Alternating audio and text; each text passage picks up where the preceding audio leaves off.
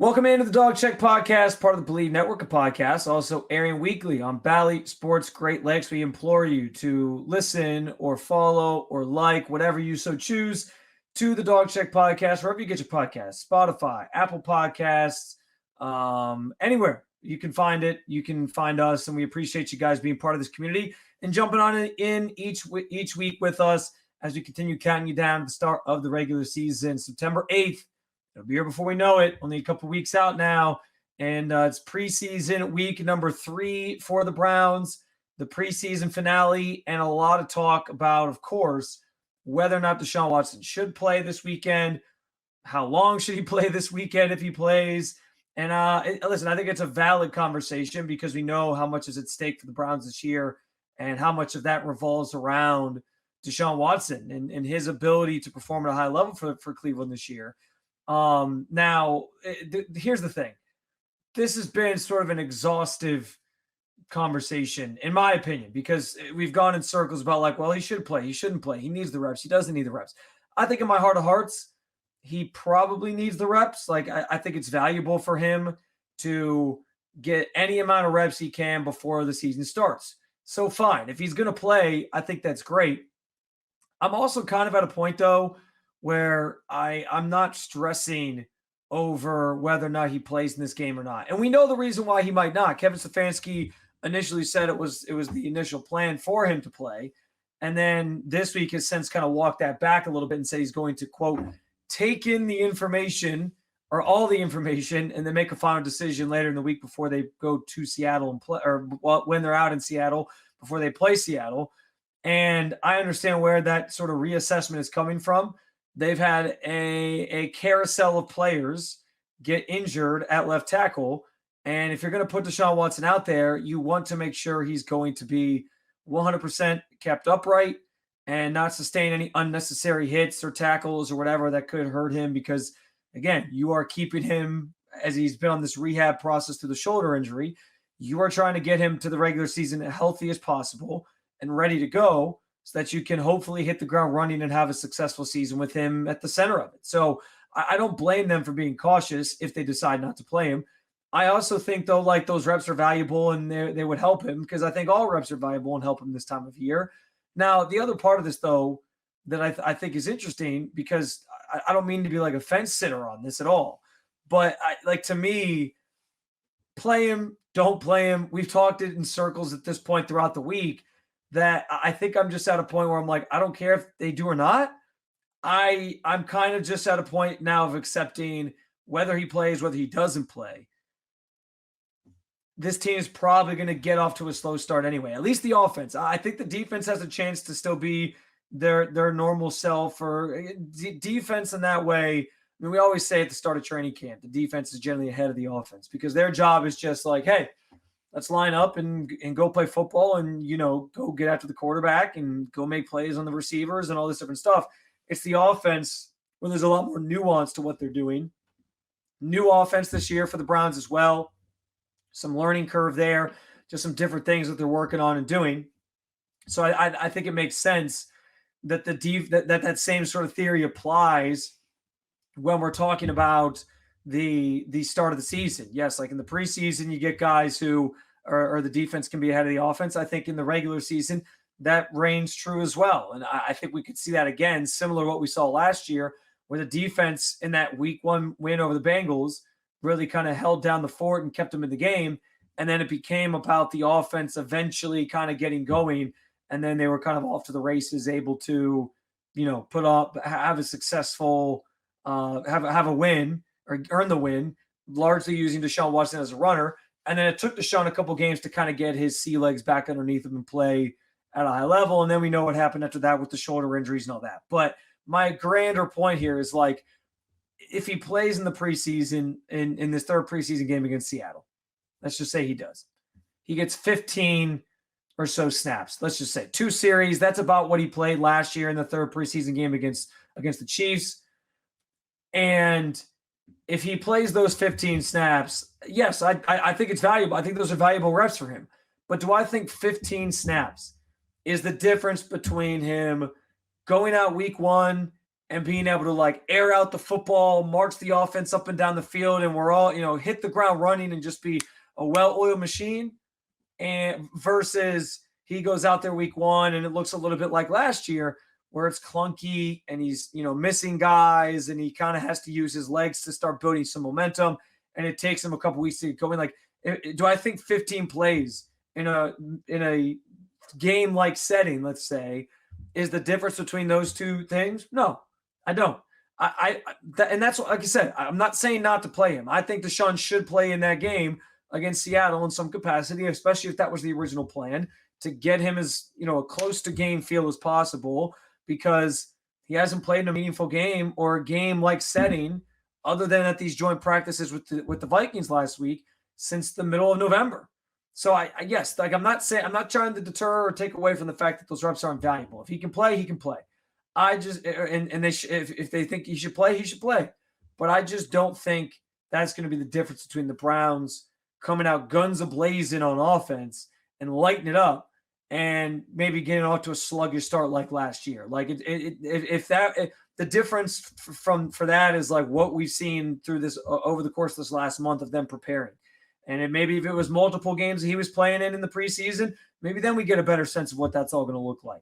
But I just don't think that that's the end all be all. So if he plays, great. If he doesn't, whatever. And we'll just have to see what it looks like when he hits the ground running, because I'm just reserved to this idea that they're going to get off to a slow start, Deshaun included. And that stinks. It's not what I want to say. It's not what I want to hear, because I've been banging the drum for this idea that you can't have Deshaun Watson. The rust thing is over with Deshaun. We're not doing he's rusty, give him some time. He hasn't played an X amount. No, I get he's come back from a shoulder injury, but the rust thing, it's done. It's done. Like he is supposed to be an elite level quarterback. He's trying to prove that. He's got to come out and be able to play at a high level as soon as the season starts. So I'm hoping that happens. I'm not holding my breath though, because I think it's going to take some time, similar to the way it did last year. And I don't know that 15 plays in a exhibition game makes all the difference. Now, the other thing I'll say, and I think that from the fan, you put your fan lens on here for a moment. And I do think from the fan perspective, we want to see Deshaun out there for that game, performing, playing, going through the reps and running the offense like it's a meaningful game, because I think those reps matter more to us as fans than they do to having Deshaun ready to go week one. That's just how I feel, because I think I'm not, again, the snaps matter to Deshaun. He's talked about how he'll play. He wants to play in every game. He considers every rep important, so fine. I'm not saying they don't matter to him at all. I'm just saying I think it becomes more important to us as fans, because we are still waiting to see Deshaun do it at a consistent level. We're still waiting to see him get off to a hot start to a season, because year one when he was here, we know what kind of happened with that and the suspension and all these things. And now this next year, or this last year, he got off to a slow start. So we're waiting to see him kind of hit the ground running like that, like we're talking about. And so I think us seeing him in those reps is more of a thing, because we want some sort of reassurance. Like if he goes out and plays those 15 plays, and this is just an estimation, I don't know if it's going to be 15 plays, a quarter, a half, whatever. But if he goes out and plays 15 plays and he leads 2 touchdown drives, more than anything, that's going to make us feel better. That might still mean that Deshaun goes out there because he only got, again, it's 15 plays. He might still go out there week one and not be great, but we'll feel better as fans, because we'll be able to sit there and say like, well, hey, he looked good, so now I feel good. Like it'll give us 2 weeks to sort of sit and stew on that and be like, okay, he's going to be ready to go week one. And even if he isn't, we'll talk in circles about that. But I don't know if 15 plays is the difference between him looking amazing week one and looking just average week one. And I think it's more so like him playing in that game is more so a reassurance thing for us as viewers, spectators, consumers, fans of this team. Do you agree with me that the Deshaun playing in a preseason game is more for us as fans than it is even for him in terms of being ready for week one? And do you need to see him play in that first game of the season? We know, at the root of this, we know is the left tackle situation, which continues to be a colossal disaster to this point for the Browns. and something that is not getting a lot of clarity at this moment. And I think the big reason why is because Jedrick Wills is not out there on the field. And the longer he's not out there, the more and more we start to wonder, how serious is this injury? And when is he going to be back? And does he care? Because again, DeJuan Jones, opposite side of the offensive line, had the exact same injury, exact same surgery, and he's already been out. He's been out there since the spring, working his ass off to try and get himself back into football shape. And he's kind of playing through his, I don't want to say playing through his rehab, but he's playing through like him getting himself in shape and getting his legs kind of back comfortable and his knee back comfortable. He's struggled to practice a little bit, but at least he's out there, and he's hoping that like that time out there as he works through the injury pays off, and him week one feeling as comfortable as he can post-injury, post-surgery. That's not the case with Jedrick Wills. We haven't seen him once. Kevin Stefanski continues to talk about like putting the blinders on and just not really paying attention to, he's focused on the day-to-day. So he's not sitting there wondering whether or not, this guy's going to be back today or that guy's going to be back today. He just focuses on who's out there at that very moment. And that's very Kevin Stefanski way of doing things and saying things. So I get it. But in the same breath, like without clarity, without some sort of, timeline to go off of, it lets us, our minds wander. Like we start to wonder how serious this injury is, how much longer it's going to be until Jedrick Wills can get back out there. And I don't blame any fans who feel that way or have their doubts or have their questions, because I think it's a very valid conversation. Like it would be concerning if your starting left tackle who had an injury, I mean, he had his knee scoped. That's all it was. Not to say it's not a serious thing. Like you had to go in there and they had to cut some stuff out, but it's not like he tore his ACL. It's not like he's dealing with like what Nick Chubb is dealing with. And both those guys, I understand one was later in the year than the other because Chubb got hurt week 2. But both those guys, like I feel more confident about Chubb being ready. And we're going to talk about Nick Chubb here in a second, but I don't think Nick Chubb is going to start the season on the active roster. We'll explore that more in a minute. But I almost feel more confident in saying, like, gun to your head between the two, if you had to put one out, or if one of them had to make a choice of like being out there, I think Chubb would go out there, and I think Jedrick Wills would say, I'm not ready. Like that's where I'm at. Like, yeah, I'm more confident. I feel better about saying Nick Chubb could be ready week 1 than I do about Jedrick Wills being ready for week 1. And that is pretty concerning in the grand scheme of things, because again, just of the injuries that they both had and the fact that I just didn't expect it to take this long for Jedrick Wills to get back out there on the field. And we have, it's been this very ominous thing with when he's going to be back and, what the timeline looks like. And that doesn't make us feel any better or more confident that he's going to be ready. So it starts with Jedrick Wills, but then you get the trickle down and ripple effects of some of the injuries that have played out this preseason. We'll talk about that here in a second as well. But first, I want to remind you that the Dog Check is part of the Believe Network of podcasts. We appreciate you guys jumping on in with us, and that you can also watch it weekly on Bally Sports Cleveland. I do want to give you guys a heads up because season's approaching. We're a couple weeks out, 2 weeks out, as I said. We are going to be doing 2 episodes a week generally. We're hoping Eric obviously is part of one of them on a weekly basis because we love Eric and we love his insight, and he does a great job analyzing this team and breaking it all down. And I'm excited to get him back on the pod more regularly. Now, that said, the second show, I want it to be more about you guys, the listeners, the viewers, the Browns fans. And so we're going to be starting sort of this mailbag, if you will, episode where you guys can ask questions.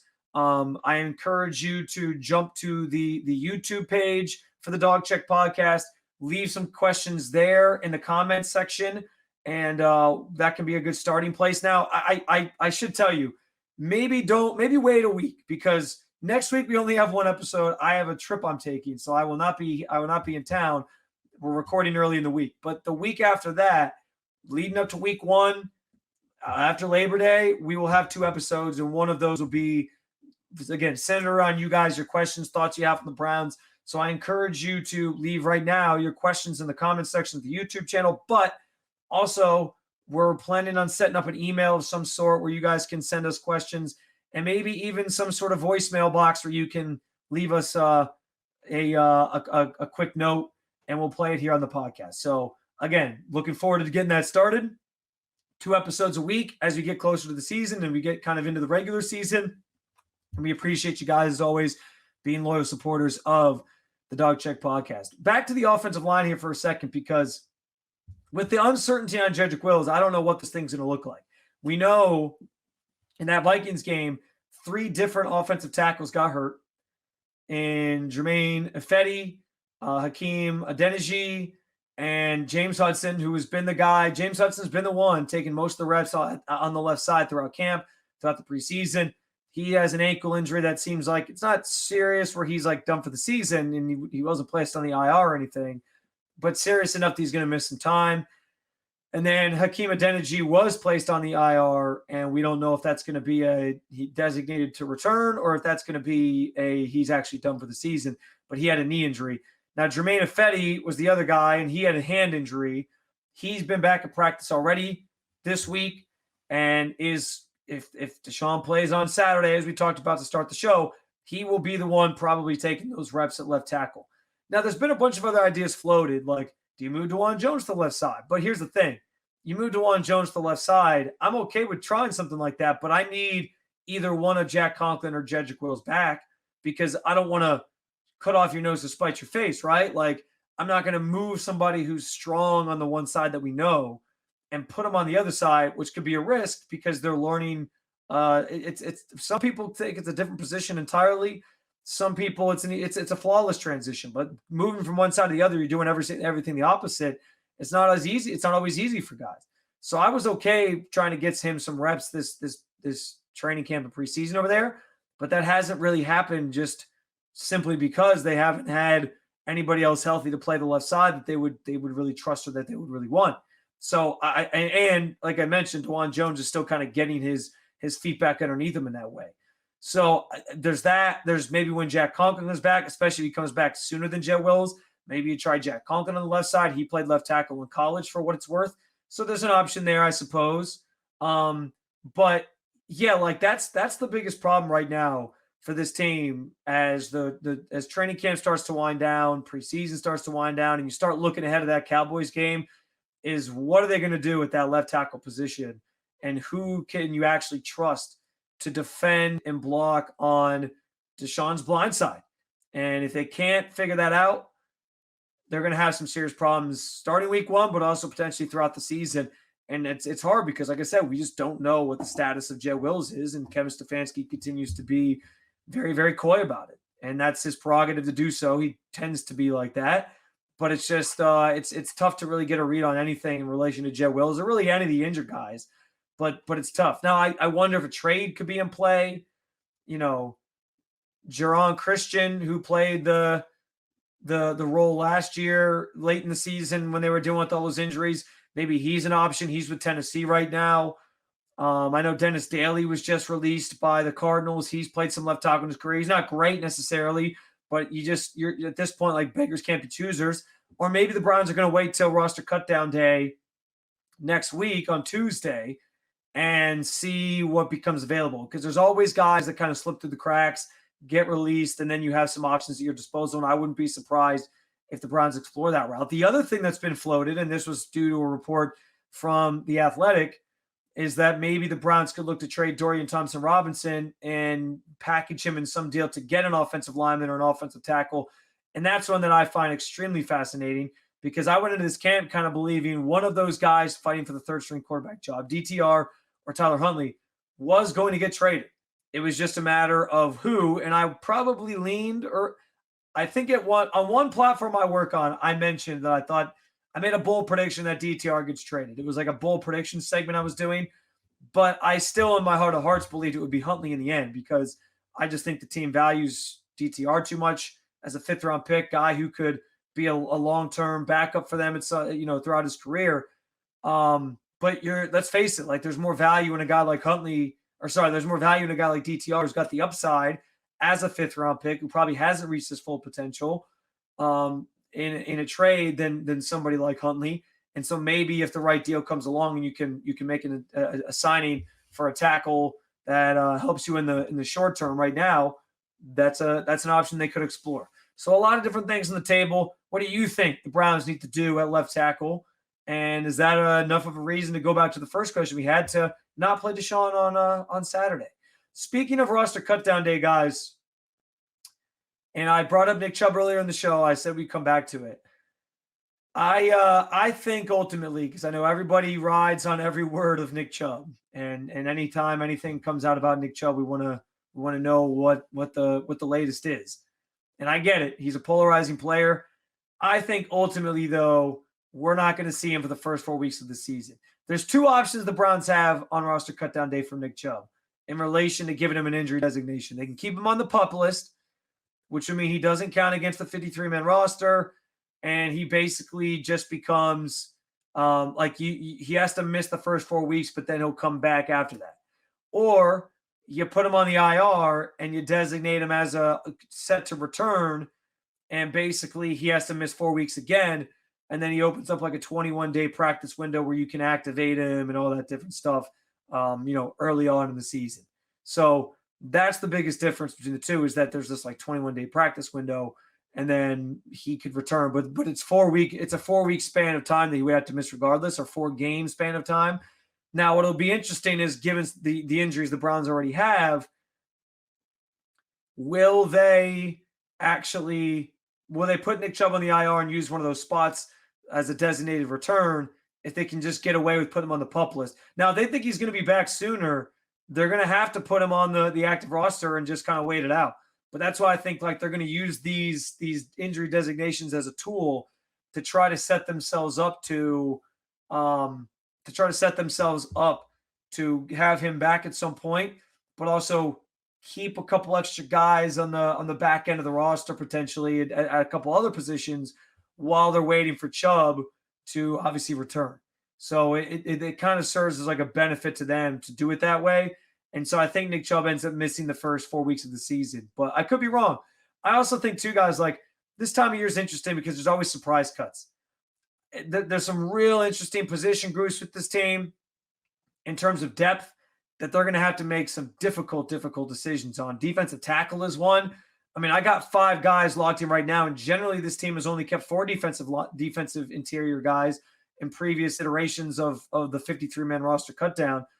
But off the top of my head, Quentin Jefferson, and this is in no particular order, Dalvin Tomlinson, who he's injured right now and started training camp on the PUP list, but he's also told reporters that he's going to be ready for week 1. So we'll see if that becomes true.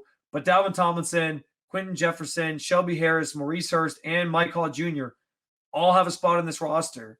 What does that mean for, obviously, some of the guys behind them? Remains to be seen, but there's been some guys who have also performed well behind those players that could be on the outside looking in. I think Siaki Ika is definitely off this roster right now, 3rd-round pick from a year ago. So that's an interesting one. I also think at the wide receiver position, they got some tough decisions to make, especially if they only keep 6. Does David Bell actually make this roster? I think they still like him enough that he stays, but there's some competition there. I think cornerback is another room that's played really well, had some really good standouts throughout camp in the preseason. That's going to be tough to sort of finagle and figure out which ones you're keeping and which ones you're not, aside from the guys we know are sort of locked in. And I think that applies to wide receiver too, because there's about 4 guys, and Amari Cooper, Jerry Jeudy, Cedric Tillman, and Elijah Moore, who are locked in. And then it's about finding the other 2 or potentially 3 that you're keeping beyond that. So yeah, roster cutdown is going to get interesting, because as you finagle this roster, try to figure out what makes sense, who you want to keep, who you don't. If you keep an extra person at one position, that means you might have to take away from another. I'm pretty sure they want to keep 3 quarterbacks. Running back room, there could be some tough decisions. Is Naheem Hines, who hasn't practiced yet and continues to be out of practice and on that PUP list, or non-football injury list rather, is he going to be a casualty here? We'll find out in about a week's time. And I look forward to talking about the Browns even more with you leading up to the roster cutdown day on the Dog Check podcast. Again, part of the Believe Network of podcasts, also airing weekly on Bally Sports Cleveland. Looking forward to being back with you guys next week. Hopefully with Eric Metcalf alongside. Again, you can like, follow, subscribe, comment, whatever to the podcast, wherever you get your podcasts, including the YouTube channel, Apple Podcasts, Spotify, all of that. We appreciate you guys being part of this community and following along each and every single week. Until next time, have a good week. Enjoy that late night Seattle game. 10 p.m. kickoff is a doozy. I don't know what the NFL was thinking with that, but enjoy it the best you can, and we'll react to it next week with you. Until then, go Browns.